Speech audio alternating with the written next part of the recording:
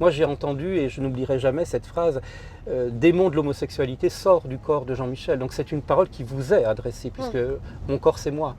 Et donc c'est d'une extrême violence, et puis on était dans l'irréel, c'est-à-dire que plus j'étais agité, plus je bavais, plus je criais, plus l'exorcisme continuait.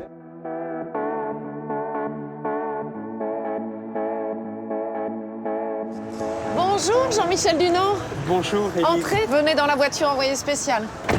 On vient vous chercher ici, devant un lieu symbolique, l'Assemblée nationale. Oui. Parce qu'il y a un texte quand même très important qui a été voté à l'unanimité la semaine dernière, proposition de loi, et qui va punir les thérapies de conversion, et qui va les punir assez sévèrement, avec des amendes, aussi des peines de prison. Le texte doit encore passer au Sénat, mais qu'est-ce que c'est qu'une thérapie de conversion? Parce que vous en avez subi une thérapie de conversion. Les thérapies de conversion, ce sont des religions, des mouvances religieuses qui désirent faire entrer les personnes homosexuelles dans la norme, d'après elles, c'est-à-dire l'hétérosexualité. Pour elles, si vous voulez, le seul plan de Dieu sur l'humanité, c'est l'hétérosexualité, la volonté de Dieu qu'ils connaissent, ils ont l'orgueil de connaître la volonté de Dieu, c'est que toute personne soit hétéro. Vous vous êtes senti homosexuel tout jeune, je pense Oui, que vous étiez tout enfant. Enfant, oui. Oui. Et très rapidement, en fait, l'Église vous a confronté à cette impossibilité, en tout cas pour l'Église c'était impossible, et vous a confronté à ces thérapies de conversion. Racontez-nous ce qui s'est passé. Alors, j'ai d'abord vécu un double émerveillement dans mon enfance. L'émerveillement devant le visage du Christ, que je n'ai jamais vu et entendu, bien évidemment, mais par les textes, par tout ce que j'ai pu recevoir. Cette innocence du Christ qui m'a saisi, et en même temps, la beauté du corps des hommes, depuis tout petit. Mais toute cette partie-là, la beauté du corps des hommes, je l'ai entourée d'une certaine honte, parce qu'on n'en parlait pas dans les années 70. C'était l'interdit. Voilà, on n'en parlait pas. Et si on en parlait, c'était de manière glauque. Donc, je suis rentré dans ce que j'appellerais un parcours de la honte. La honte, ça vous claque mur vivant dans une tombe, et ça paralyse tout, et en particulier, ça vous fait rentrer dans un mutisme, dans une absence de parole. Et quand j'ai commencé effectivement à parler à 18 ans de cette attirance pour les personnes de mon sexe, et que j'ai commencé à vivre ma sexualité qui était très compulsive, parce qu'effectivement, comme elle avait été mise dans une espèce de cocotte minute, quand c'est sorti, ça a explosé de tous côtés, eh bien, effectivement, on m'a accueilli. Mais je me méfie beaucoup aujourd'hui du mot accueil, surtout dans l'Église. Justement, qu'est-ce que vous voulez dire par là? Eh bien, parce que quand on vous accueille dans l'Église, on va même parler d'accueil inconditionnel, de bienveillance, etc., mais on ne vous estime pas.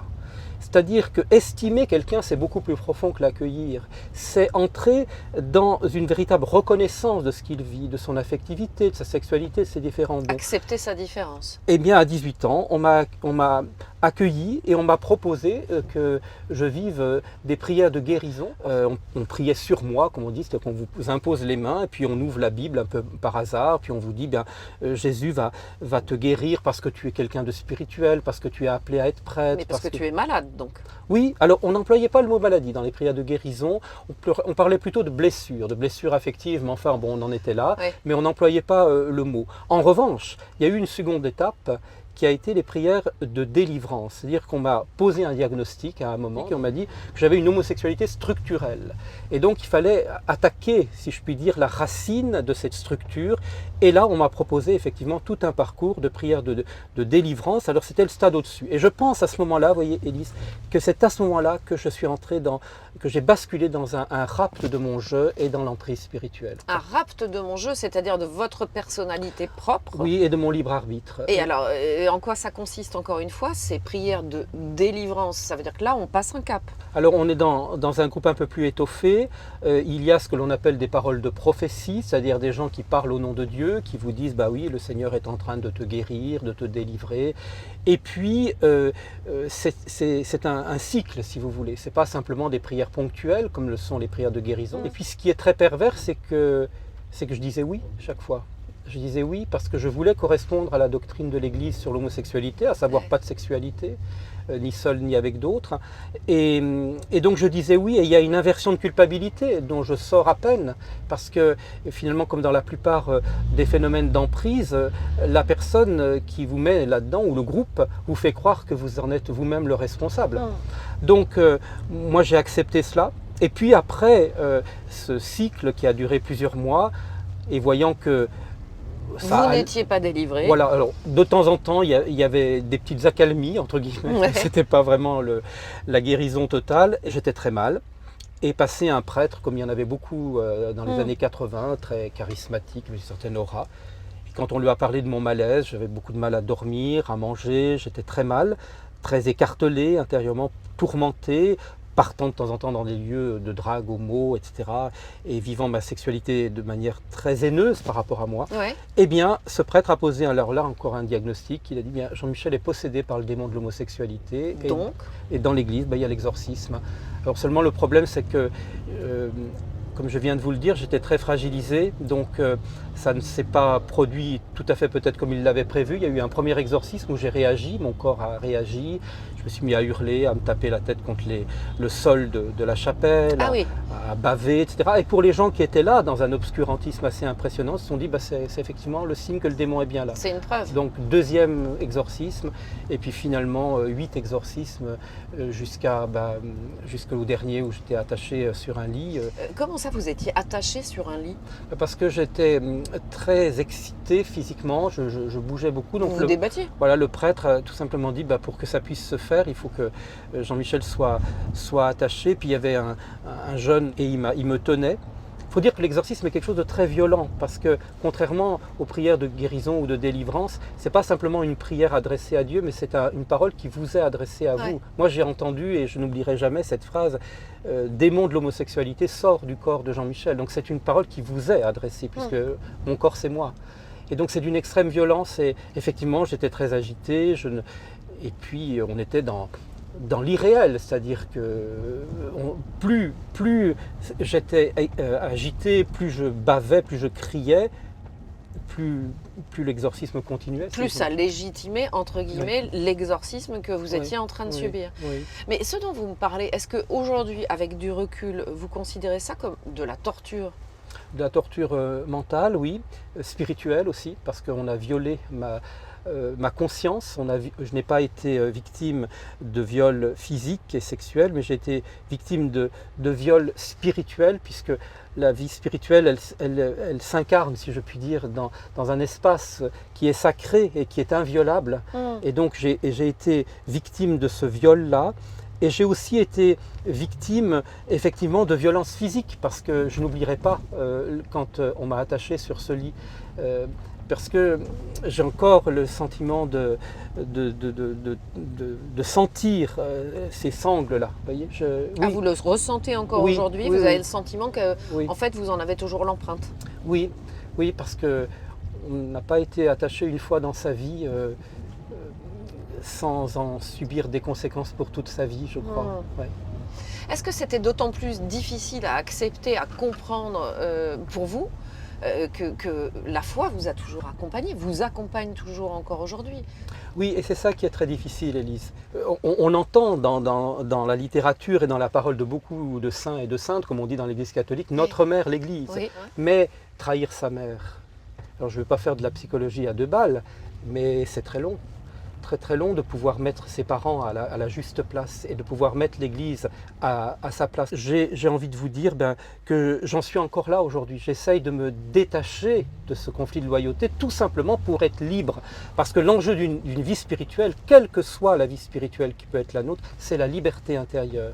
Et la liberté intérieure, ce n'est pas de faire n'importe quoi et de penser n'importe quoi, n'importe quand. C'est pas ça serait une caricature de la liberté. Mais la liberté intérieure, c'est de pouvoir dire « je » pour envisager un « nous ». Je crois que c'est ça, genou. Ce qui permet d'avancer. Est-ce qu'à un moment, vous avez l'impression que ces communautés, ou l'Église plus globalement, vous ont volé une partie de votre vie? Ah oui, il y a eu une partie de ma vie. Alors, pour être pleinement honnête sur mon histoire, pendant cette période-là, j'ai aussi rencontré de très belles personnes, et en particulier des femmes. en particulier des femmes, en particulier dans certains monastères, dans certaines communautés.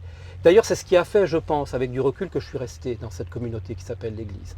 Parce que je n'ai pas rencontré que des pervers, des gens sachants qui pensent parler au nom de Dieu, des personnes dingues, si vous voulez. Mais j'ai aussi rencontré de belles personnes. Mais effectivement, il y a toute une part de ma vie qui a été volée, bien sûr, et que je ne voudrais absolument pas que d'autres jeunes aujourd'hui vivent ce que j'ai vécu. Ouais. Alors justement, vous avez gardé la foi et vous agissez aujourd'hui auprès des jeunes et c'est très important pour vous.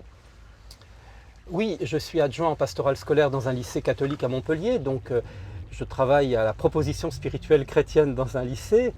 Je suis aussi assez actif sur les réseaux sociaux. J'ai fondé la Communion Béthanie, qui est une communion spirituelle au service des personnes homo et trans. Et c'est vrai que les jeunes sont dans mon cœur. Ce sont des personnes qui ont, pour moi, beaucoup d'attention parce que j'accepte que ma vie aujourd'hui soit exposée. J'accepte une certaine nudité sociale aussi, ecclésiale aussi. J'accepte que ma vie soit aussi un peu médiatisée, précisément pour prévenir. Et je me dis... Pour que ça ne se reproduise plus jamais. Voilà, exactement. Et cette loi, vous voyez, vous en parliez au tout début de notre entretien, cette loi, elle est la loi pour les jeunes. D'ailleurs, c'est en grande partie, et je voudrais leur adresser ma gratitude, c'est en grande partie grâce à eux, en s'investissant sur les réseaux sociaux, des jeunes artistes, innombrables d'ailleurs, et qui ont secoué quelque part nos politiques, parce qu'ils ont compris de l'intérieur, comme souvent les jeunes, ils ont compris qu'il y avait un enjeu, et l'enjeu c'est la liberté spirituelle. Parce que beaucoup de jeunes aujourd'hui, une immense majorité, ont une grande quête spirituelle. Et mon métier me met au plus près de ce cœur-là, de ce cœur battant de la jeunesse. Et alors ils ont compris comme par intuition qu'on ne leur volerait pas leur spiritualité, qu'on ne leur volerait pas leur liberté, et ils ont senti que les thérapies de conversion étaient un rapt de leur liberté. Si vous voulez, la République française, en nous offrant cette loi, fait une magnifique œuvre de laïcité, c'est-à-dire qu'elle respecte les consciences. Et ça, c'est un immense cadeau que fait la République française à nos consciences individuelles, et c'est un cadeau de la laïcité. Après, aux religions de s'emparer et d'en retirer toutes les conséquences. Et ça va être un immense chantier. Il va falloir qu'on mouille notre chemise, mais pas sans nous. Il faut que l'Église arrête de parler des homosexuels sans nous. Il faut que l'Église arrête de parler de notre sexualité, de notre affectivité, comme si elle connaissait quelque chose. Nous essayons d'aimer, nous essayons d'apprendre à aimer avec notre vulnérabilité, nos dons, nos qualités, nos fragilités. Et on parle de nous sans nous. Et bien maintenant, on s'invite. Et j'ai envie de vous dire autre chose. C'est qu'on ne partira pas, en tout cas pour ma part, je ne partirai pas et je ne me tairai pas. Qu'est-ce qu'on vous raconte, Jean-Michel Dunand, dans votre collectif qui s'appelle Rien à guérir? Eh bien, on continue à nous raconter ce que nous-mêmes nous avons vécu. Alors Benoît, il est plus jeune que moi. Aujourd'hui encore? Oui, je vous dis que l'année dernière, en 2020, j'ai entendu une ancienne jeune religieuse qui a quitté sa communauté. Donc c'était en 2020, et quand elle a dit qu'elle était attirée par les filles, la responsable de la communauté, de son noviciat, la maîtresse des novices, comme on dit, lui a dit, on va te faire rencontrer un prêtre pour t'exorciser. Donc ça, en 2020. En 2020, et la jeune fille a 22 ans, elle est venue m'en parler, elle est aujourd'hui dans l'incapacité encore d'en parler en public, ça viendra peut-être ou pas d'ailleurs, mais c'était en 2020, donc c'est pas fin des années 80 ou début des années 90 comme moi, vous voyez. Ça continue, on entend des témoignages de personnes dans les milieux dits évangéliques, les églises évangéliques, on entend différents témoignages, et puis je pense que la médiatisation dont d'ailleurs on vous remercie, permet à des gens de libérer la parole. Beaucoup de gens n'osaient pas mettre des mots, si vous voulez mettre des mots. Moi-même, je n'avais pas de mots avant l'écriture de mon livre. Et puis encore, il a fallu 10 ans pour que je sois avec vous ce matin. Vous voyez. J'ai traversé et je suis vivant aujourd'hui. Peut-être que c'est le plus beau témoignage que je peux offrir à mes contemporains et aux jeunes en particulier. On peut traverser et descendre très bas dans l'angoisse, dans la mort même, puisque j'ai voulu mourir à plusieurs reprises. Et je suis aujourd'hui debout. D'ailleurs, il y a un jeune l'autre jour qui m'a écrit « Jean-Michel, merci d'être debout pour ceux qui ne le sont pas ou plus ». C'est beau ça, non? Oui, c'est très beau. J'ai reçu ce message-là il y a quelques jours. Et je me dis, je lui ai répondu, il s'agit de cela, effectivement. Il s'agit bien de cela. Parce que c'est le mot clé du christianisme, résurrection. Mais c'est un mot un peu compliqué aujourd'hui dans notre monde. Alors il faut parler de debout. C'est-à-dire on est des femmes et des hommes qui peuvent envisager, qui peuvent regarder. Vous voyez. Et moi je suis aujourd'hui un être debout. Alors je ne dis pas que je n'ai pas mes failles, mes vulnérabilités, mes moments de découragement, de fatigue, d'angoisse encore, d'attaque de panique. Je suis toujours en thérapie aujourd'hui, vous savez. Je sors de ce traumatisme, je sors de ce conflit de loyauté. J'ai besoin d'être accompagné par des professionnels. Ceci dit, je commence à goûter la joie d'être debout. Puis quand je vous regarde là maintenant, je suis heureux, sans honte, d'envisager votre regard, sans peur d'être moi. Vous savez, Élise, ça vous paraît peut-être, comment vous dire, anecdotique, mais pour moi ça ne le sera jamais. Quand je vois un regard de confiance qui est posé sur moi, eu égard à mon parcours, c'est toujours une oasis dans un désert, je ne m'habituerai jamais. Je ne m'habituerai jamais à votre regard de confiance. Jamais. Vous m'entendez bien? Jamais. Parce que quand on a frôlé la mort, eh bien, on sait discerner les regards qui transmettent la vie. Merci à vous, Jean-Michel Dunant, pour cet entretien vraiment très fort et très intéressant. Merci à vous, Élise, pour votre confiance à mon égard et merci. Merci vraiment. Si tu veux voir notre reportage en intégralité, n'hésite pas, clique ici. Si tu veux voir notre dernière vidéo, surtout, c'est là. Enfin, si tu aimes Envoyé spécial, n'hésite pas à t'abonner et activer la cloche. C'est là que tu recevras toutes nos vidéos.